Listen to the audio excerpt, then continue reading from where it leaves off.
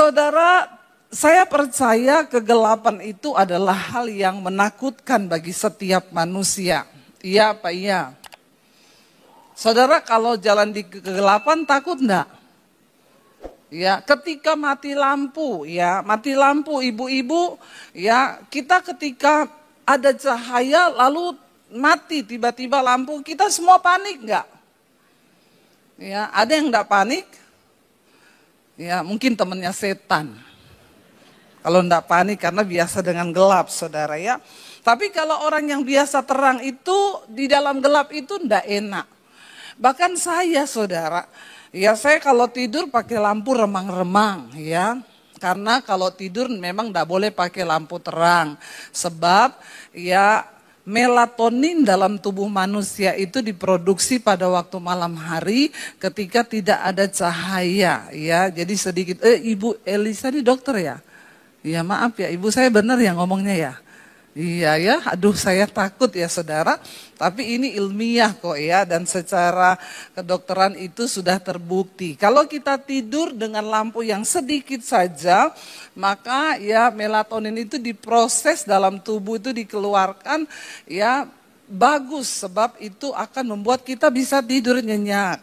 Ya, tetapi saudara, sekalipun saya tidur dalam keadaan lampu remang, kalau tengah malam mati lampu, ada nggak yang kayak saya? Itu kayak nggak bisa napas. Ya nggak? Ada? Nggak ada? Luar biasa, nggak ada ya. Saya itu kalau gelap itu tiba-tiba kayak nggak bisa napas, saya tahu. Ini pasti mati lampu, bangun, iya benar gelap gulita. Ya, jadi ketika mati lampu semua orang pasti yang dicari apa?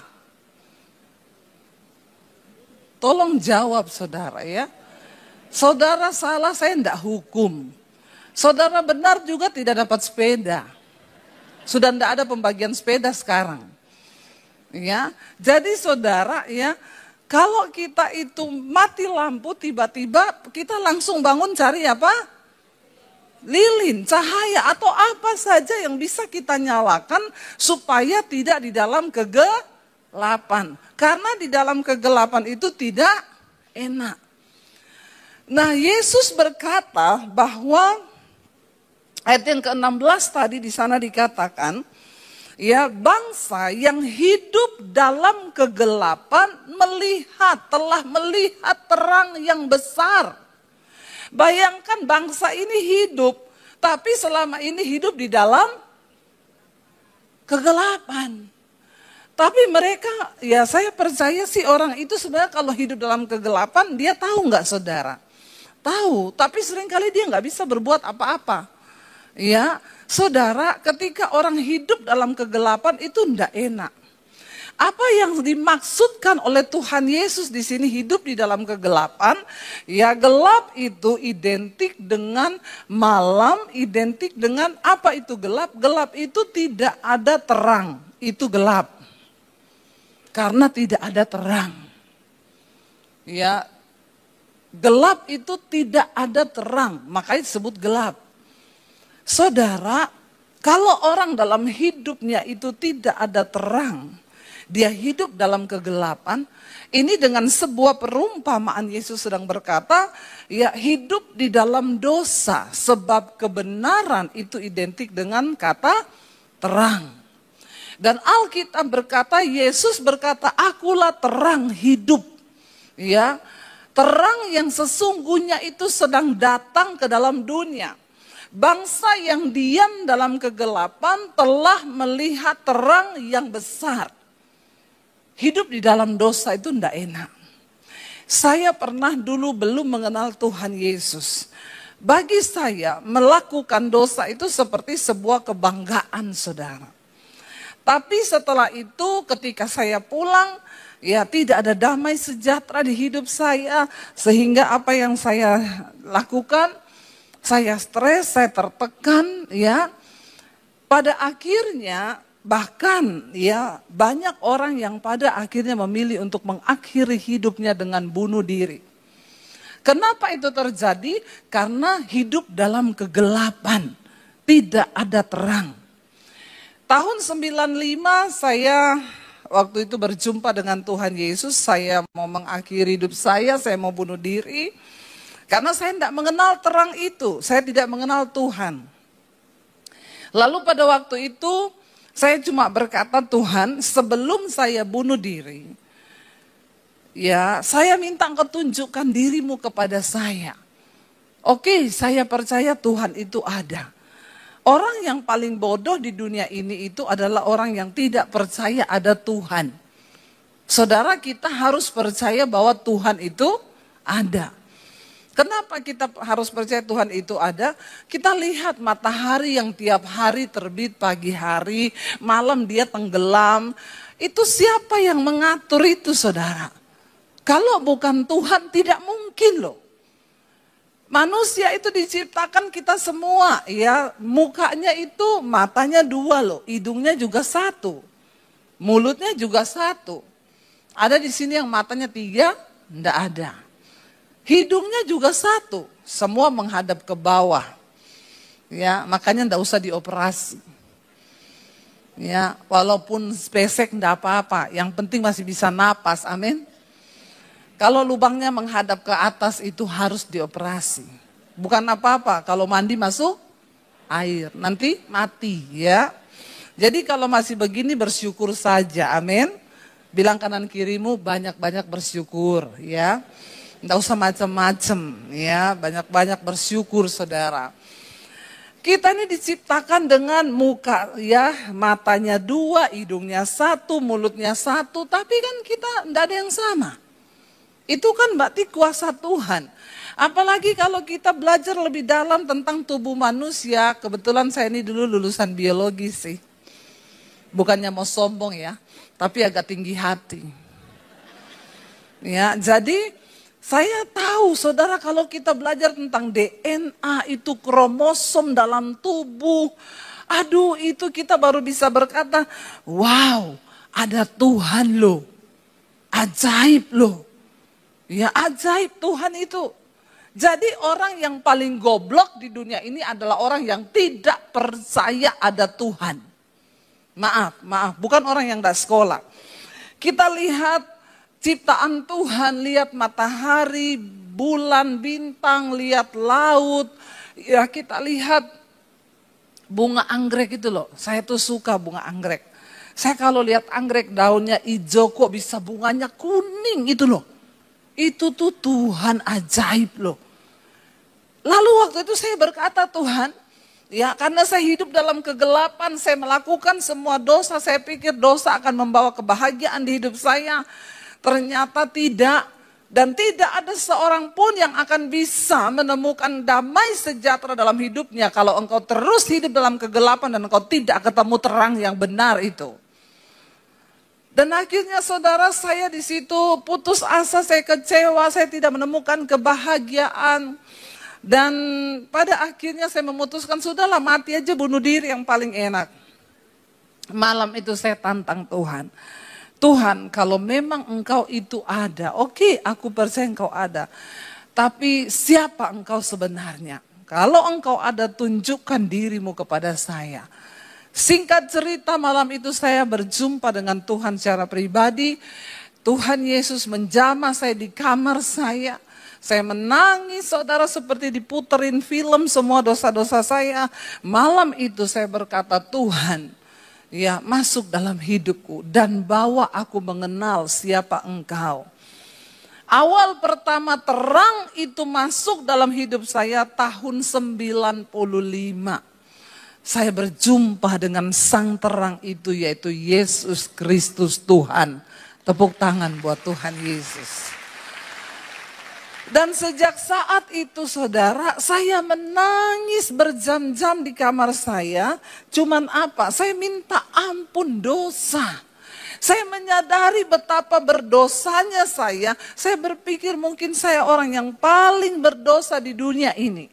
Waktu terang itu datang dalam hidupmu, maka terang itu akan menunjukkan semua kekotoran yang ada dalam hidup kita. Saudara kalau masuk di ruangan yang kotor, lalu gelap gulita, saudara bisa lihat nggak kotoran itu? Nggak bisa lihat kan? Ya, tapi ketika dihidupin lampu, saudara baru lihat, ya ampun kotor banget nih rumah ya. Ternyata tuh sampah di sini, di sini. Kita membutuhkan terang supaya kita bisa melihat hidup kita ini loh. Waktu saya menerima Tuhan Yesus, saya mulai baca Alkitab, saudara. Rasa lapar dan haus akan Tuhan, saya datang ke gereja sembunyi-sembunyi, saya ikut ibadah, saya pakai baju senam dulu, saya ini pelatih senam aerobik ya. Percayalah saya dulu pernah kurus. Nggak usah mengejek begitu loh, biasa aja gitu ya. Ya tapi karena sudah banyak makan ragi jadi begini ini saudara. Mengembang ke kanan dan ke kiri. Lalu akhirnya saudara saya cari gereja, saya pergi ibadah pakai baju senam karena takut ketahuan. Ya papi saya tuh udah wanti-wanti, awas kalau kamu sampai jadi Kristen ya. Papi saya haji ya dan saya bertobat terima Yesus tahun 95. Dia wanti-wanti, awas kalau sampai kamu itu jadi Kristen karena menikah. Karena dia berpikir satu-satunya cara saya jadi Kristen itu pasti dengan saya ketemu laki-laki Kristen lalu saya akan menikah. Ya, dia lupa bahwa sang terang itu bisa mendatangi siapapun, dimanapun, kapanpun. Ketika engkau buka hati, maka terang itu bisa datang dalam hidupmu. Saya waktu jadi Kristen pertama kali saudara, saya baca Alkitab, lalu terang itu mulai menyinari saya. Saya tahu, waktu saya baca Alkitab, ya ampun, saya ini begitu kotor ternyata selama ini. Saya mulai baca, ya Tuhan berkata Alkitab bilang jangan marah, tinggalkanlah panas hati itu. Karena amarah itu mengerjakan sesuatu yang tidak berkenan di hadapan Tuhan. Saya mulai catat dosa-dosa saya.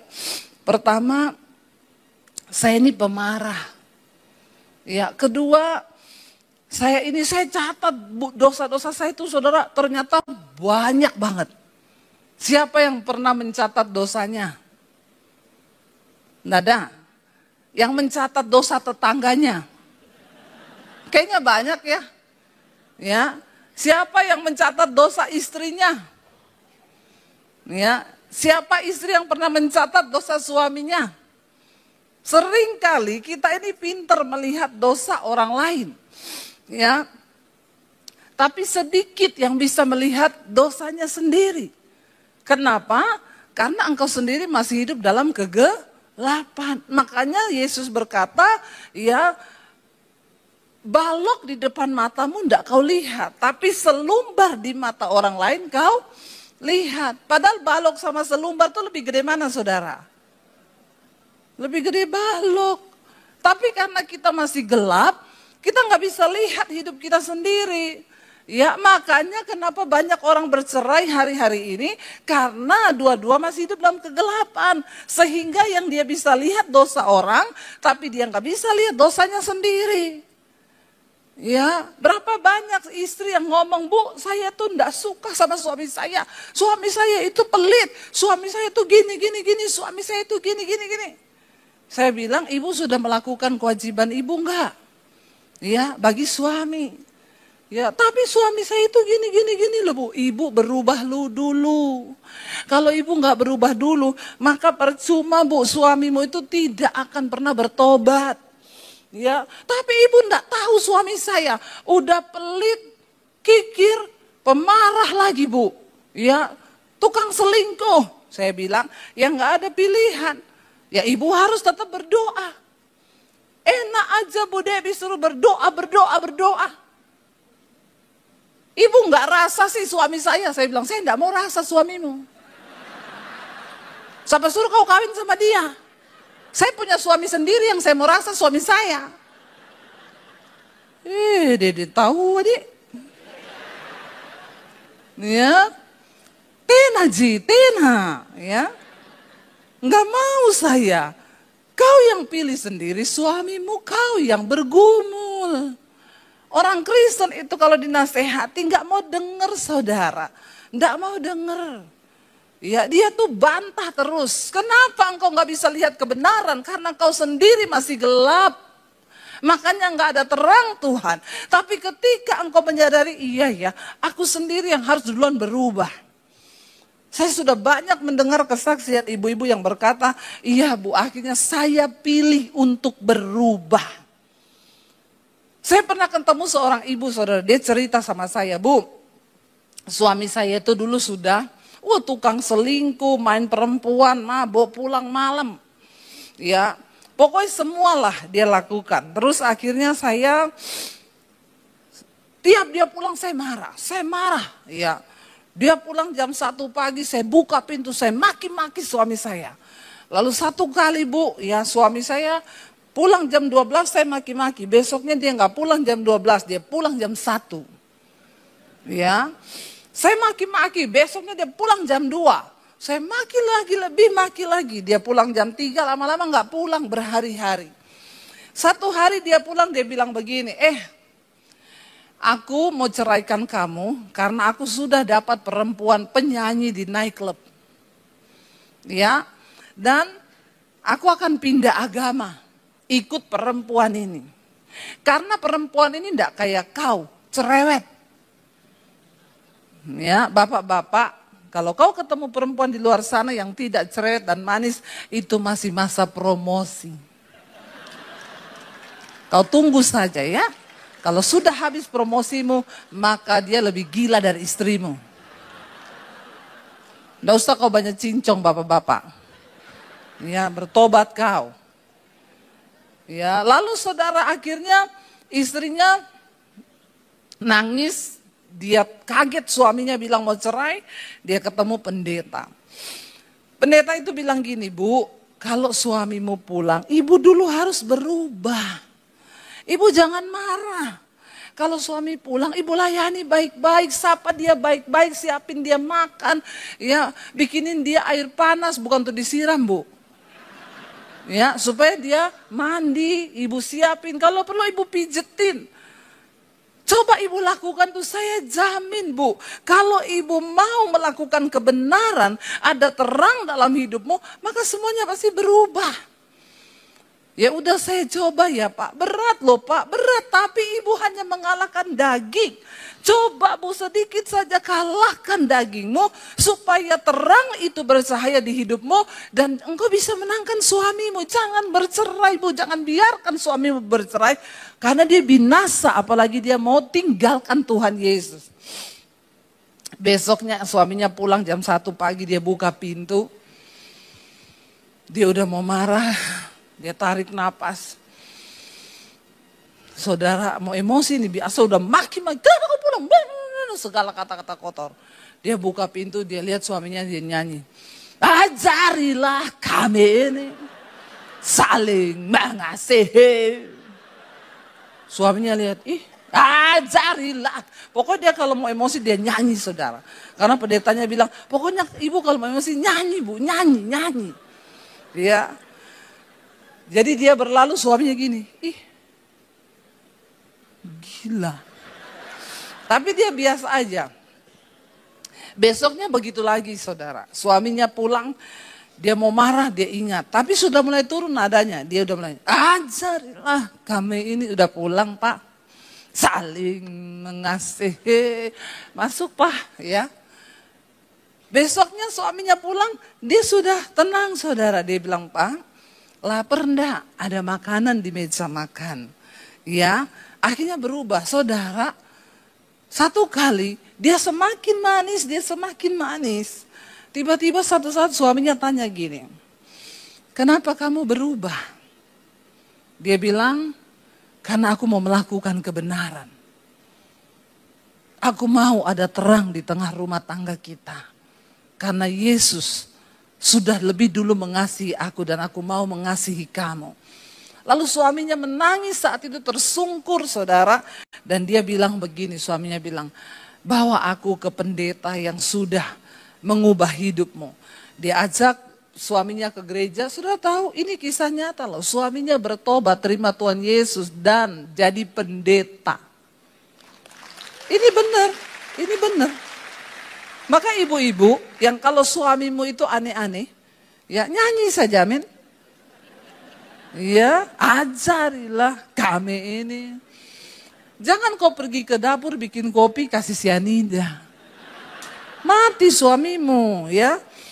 Kasih dia firman, ya kasihi dia. Waktu terang itu ada dalam hidup kita, maka kita akan berubah. Karena kita lihat, oh saya ini loh. Ya saya ini loh. Sekarang saudara banyak orang ketemu saya, Bu, saya itu baru mengerti benar. Makanya kalau dulu saya telepon ibu ngomong, ibu dulu harus berubah, ibu dulu harus berubah. Saya tuh enggak tahu, tapi benar Bu, setelah saya berubah, ibu tahu suamiku sekarang luar biasa. Ada lagi satu kesaksian. Saya ketemu satu orang ibu di restoran lagi makan, dia peluk saya. Bu Debbie, aduh ibu terima kasih ibu. Karena ibu sudah menyelamatkan rumah tangga kami. Saya tinggalin suami saya pergi ke Bali. Puji Tuhan, ibu yang menemani suami saya setiap hari. Saya kaget, sudah ada suami saya lagi di situ. Suami saya gini, hah? Ini apa yang terjadi ya? Saya juga bingung, saya bilang apa Bu? Saya temenin suami ibu waktu ibu tinggalin dia ke Bali. Emang saya perempuan apaan? Enggak Bu Debbie, maksudnya itu begini loh Bu. Waktu saya tinggalin dia ke Bali, saya kan udah mau cerai. Saya bersyukur Bu, dia setiap hari dengerin khotbah ibu. Di rumah, di dapur, di kamar, tiap hari dia puterin khotbah ibu berkali-kali. Itu loh Bu maksudnya. Ya tapi ibu jangan ngomong saya temenin suami ibu tiap hari waktu ibu tinggal dia ke Bali. Itu lain kalau orang dengar, emang pendeta apaan. Dia cerita begini, jadi Bu kami ini saya menikah puluhan tahun dengan dia ini tidak pernah bahagia. Sudah dia itu aneh dan yang paling luar biasa ibu tahu. Suamiku ini orang paling pelit di dunia. Tidak usah angkat tangan bapak-bapak yang pelit. Tuhan juga tahu hatimu. Ya, bertobat saja kalau kau itu pelit. Dia bilang gini, ibu tahu setiap hari saya itu ke pasar pagi kan. Saya diantar suami saya Bu ke pasar. Sampai orang-orang di pasar itu bilang gini, aduh ibu ini bikin kita iri ya ibu, ya ampun ke pasar aja ditemenin suaminya loh. Tiap hari ibu ini ditemenin suami saya. Lalu istrinya bilang, ibu tahu bukan karena dia sayang saya diantar saya ke pasar Bu. Karena dia nggak mau percayakan saya dikasih uang ke pasar. Dia takut kalau ada sisanya lalu saya ambil Bu. Itu menyakitkan Bu. Dan orang berpikir dia romantis Bu Pret. Kasihan loh bapak-bapak itu kadang ya. Aduh saudara. Terus akhirnya ya saya bosan lah Bu, udah gitu dia ini tukang kedukun-dukun. Selalu Bu pergi ke orang pintar, berguru, jadi sudah puasa gelap, pelit. Tapi memang setan itu suka dekat sama orang yang pelit. Ya bilang kanan kirimu, jangan pelit kau. Temannya setan kau. Loh kita bilang orang kikir tidak masuk surga loh saudara. Bukan cuma penyembah berhala, bukan cuma orang cabul, bukan cuma pesinah. Orang kikir tidak mendapat bagian dalam kerajaan surga, dalam kerajaan Tuhan. Kenapa? Karena orang kikir itu, dia cenderung suka ngambil, saudara, disimpan sendiri ya. Orang kikir itu nanti kan di surga banyak emas ya. Dia investasi itu mas di surga. Dia cungkil dikit-dikit saudara buat investasi. Akhirnya saudara, istrinya bilang gini, bagaimana saya nggak sakit hati Bu? Sementara di luar orang berpikir dia tuh sayang sama saya, padahal karena dia takut uang itu keluar. Lalu saudara, akhirnya istrinya semakin jengkel. Suaminya ini udah pelit, pemarah lagi. Dia bilang satu kali, saya memang niat mau bercerai, tapi saya tinggalin dia Bu. Saya pergi ke Bali di rumah anak saya. Sampai di Bali itu, ya saya ini pura-pura bahagia, sebenarnya saya sedih ninggalin suami saya. Puji Tuhan, waktu saya tinggalin dia itu nemu khotbahnya ibu di channel YouTube-nya ibu. Tiap hari dia dengerin tuh khotbah-khotbah ibu semua. Saya berapa bulan gitu dia di Bali. Ibu ini bilang, saya itu di Bali Bu, sedih Bu. Memang itu ramai. Saya diajak anak saya ke kafe, saya lihat tempat ramai. Tapi hati saya itu sedih Bu, karena ya biar bagaimanapun saya ini meninggalkan suami saya. Lalu suami saya itu dengerin khotbah saya, saudara. Tiap hari dia dengerin khotbah saya, kata dia. Lalu suaminya dijamah Tuhan. Dijamah Tuhan, dia bertobat, dia nangis, dia sadari bahwa selama ini dia jadi suami yang sudah salah. Lalu dia WA istrinya, dia bilang begini, Mah pulang ke Jakarta. Iya, saya itu merindukan kamu, saya sudah berubah. Istrinya bilang gini, Pret. Ya, berubah apa? Kau itu cuma karena gak ada yang masakin, gak ada yang urusin, biar tahu rasa kau. Terus istrinya itu di Bali ngomong gini, satu saja tandanya, kalau dia berubah, dia transfer uang buat saya. Ternyata itu bisa merupakan tanda-tanda pertobatan. Ya, suami-suami, bapak-bapak, jangan kau pelit ya sama istrimu. Lalu saudara, akhirnya istrinya tunggu 1 hari, 2 hari, dia makin galau hatinya, kasihan suaminya. Tiba-tiba suaminya itu satu saat telepon gini, Mah, aku tuh tadi malam mimpi loh. Dia tanya, mimpi apa? Kamu di tempat keramaian, semua itu orang tertawa, tapi kamu nangis. Terus istrinya bilang, dia tahu ya saya di sini tersiksa. Terus dia tanya, jadi kamu mau apa? Aku cuma mau bilang, aku ini sudah bertobat. Dalam hatinya istrinya, selama ndak transfer Pret. Saudara, sebelum tutup telepon suaminya tanya, Mah, ya, kamu butuh uang di sana? Dia bilang, ya udah tahu butuh. Nanya lagi, ya udah nanti aku transfer ya. Bertobat saudara. Istrinya bilang, bertobat loh. Hari pertama dia transfer, istrinya bilang, lihat dulu, jangan-jangan ini cuma umpan.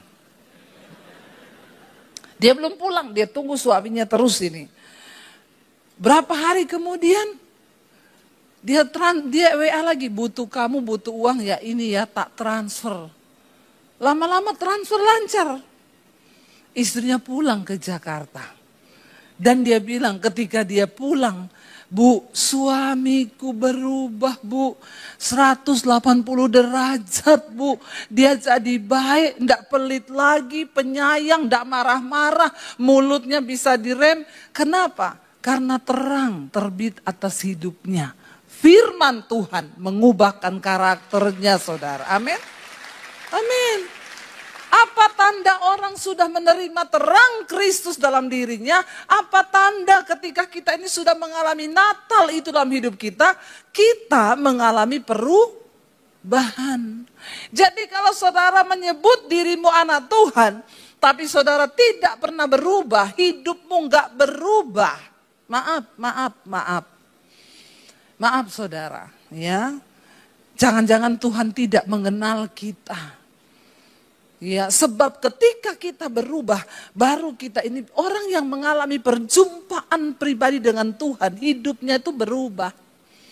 Waktu saya ketemu Tuhan, saya mengalami perubahan, terang Tuhan masuk. Yang pertama ketika terang itu masuk di hidup saya melihat betapa gelapnya saya dulu, sehingga dosa A, B, C, D, E, F, G itu saya lakukan. Lalu saya mulai tulis daftar dosa saya. 1 pemarah, tukang tersinggung, 2 kasar, 3 iri hati, 4 gini, 5 banyak sekali catatan dosa saya. Saya berdoa, Tuhan, terang-Mu sudah terbit dalam hidupku. Aku mau membuang semua kegelapan ini dari dalam hidupku Tuhan. Supaya aku mengalami perubahan dan terang itu ada dalam hidupku. Saya berdoa puasa saudara.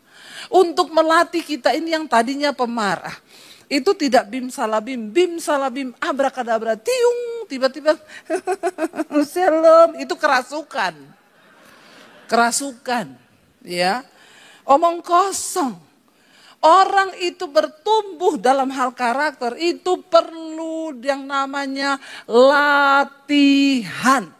Makanya Rasul Paulus berkata, latihan badani itu terbatas gunanya hanya di kehidupan yang ini. saudara nge-gym, saudara makan sehat, ya saudara jalan kaki, saudara olahraga, itu semua latihan badani, bagus, baik. Tapi hanya berguna untuk kehidupan di dunia ini saja. Jangan saudara pikir setelah saudara nge-gym, saudara itu bakal umur panjang. Maaf saudara, hidup sehat, makan sehat, olahraga, tidak memperpanjang umur. Sebab umur itu di tangan Tuhan. Ada atlet gym muda mati ketiban alat berat di gym, iya enggak? Mudah loh, ototnya kering. Ya kalau istilah sekarang kan. Jangan sombong, orang tuh kalau udah keluar dari gym, gaya jalannya aja udah beda. Karena udah six pack. Ya, tapi hati-hati yang six pack begini banyak cowok. Makanya wanita-wanita, perempuan-perempuan yang belum nikah, kau kalau mau cari jodoh nggak usah cari yang six pack, dia sudah punya cowok. Hati-hati loh ya, cucok meong. Laki-laki normal sekarang itu yang one pack ini, ya, nggak six pack. Bagus, engkau hidup sehat, bagus, engkau latihan, bagus, olahraga, bagus. Tapi itu tidak memperpanjang umur. Sebab umur, hidup, mati itu di tangan Tuhan. Ya, saya sama suami sekarang lagi menurunkan berat badan. Ya, dulu makan nasi satu orang satu, sekarang separoh bagi dua. Ya, kita kurangi yang gula-gula dikurangi, semua yang manis-manis kurangi. Supaya apa? Bukan untuk kita umur panjang, karena umur itu di tangan Tuhan. Kami mengurangi berat badan ini karena hidup ini berat. Amin. Hidup berat, pergumulan juga berat. Bayangkan kalau badan kita pun sudah secara roh berat, fisik pun berat. Jangan saudara. Kenapa kita harus mengurangi berat badan? Supaya hidup ini jadi ringan. Amin. Bukan untuk panjang umur. Bagus, latihan badani itu terbatas gunanya. Tapi latihan rohani itu berguna sampai pada kehidupan yang kekal. Kata Alkitab, apa itu latihan rohani? Kalau kau pemarah, kau harus berlatih itu gak marah-marah. Amin. Ada di sini suami-suami yang tukang marah-marah? Nggak usah angkat tangan. Dari mukamu saya bisa lihat kau itu tukang marah. Bertobat kau ya. Ibu-ibu juga. Jangan ya, kita berdoa. Ya supaya kita ini hidupnya ya diberkati, disertai Tuhan. Kalau ada terang itu kita tidak marah-marah saudara. Sebab kerajaan sorga itu bukan soal makanan, pakaian, minuman. Bukan soal harta, tapi kerajaan sorga berbicara tentang kebenaran, damai sejahtera, dan sukacita oleh Roh Kudus. Jadi kalau engkau tinggal dalam tiga hal ini, kebenaran, damai sejahtera, sukacita, engkau sudah ada di sorga sekalipun engkau masih di dunia. Amin. Yesus datang ke dalam dunia membawa kerajaan sorga. Apa itu? Kebenaran, damai sejahtera, dan sukacita. Ayo kita orang percaya, orang Kristen, jangan terus diperbudak sama dosa. Ada satu bapak, saudara, dia itu darah tinggi kan. Tiap hari marah-marah saudara. Memang orang darah tinggi itu identik sama marah-marah. Lalu dia datang ke dokter. Dok, saya ini harus minum obat tiap hari ya? Iya. Saya takut loh nanti kena ginjal, yang namanya obat itu kan tetap gak baik ya pengaruhnya. Bisa nggak saya terapi aja supaya saya nggak minum obat, supaya tekanan darah saya ini normal. Dokter bilang gini, ya udah bapak kalau nggak mau minum obat gini aja pak, bapak coba minum jus ya. Pagi jus timun, ya siang jus wortel, malam jus tomat. Pokoknya sehari 3 kali bapak makan jus dan kurang-kurangilah yang berlemak-lemak. Oke. Ya dia coba saudara minum jus sehari 3 kali. Dokternya bilang coba seminggu ya nanti bapak kembali. Seminggu kemudian dia balik. Pak, iya sih enggak terlalu naik darahnya. Tapi saya jadi darah tinggi juga pak. Kenapa? Saya diare terus tiap hari. Ya karena saya minum jus itu biasa cuma pagi, ini 1 hari 3 kali Bapak suruh saya minum jus. Ya sudah kalau enggak mau begitu, ya ini ada terapi sih Pak. Enggak perlu obat, enggak perlu biaya, enggak perlu jus. Gini Pak, Bapak sehari itu tersenyum minimal ya 25 kali selama 20 detik. Bapak tersenyum. Karena ketika orang tersenyum, itu endorfin dalam tubuh kita tuh keluar. Nah waktu endorfin itu keluar, ya kita itu mengalami sorga, kenikmatan sehingga tekanan darah itu ya bisa stabil. Oh gitu ya, tersenyum 20 kali selama 20 detik. Iya, baik dok, saya coba.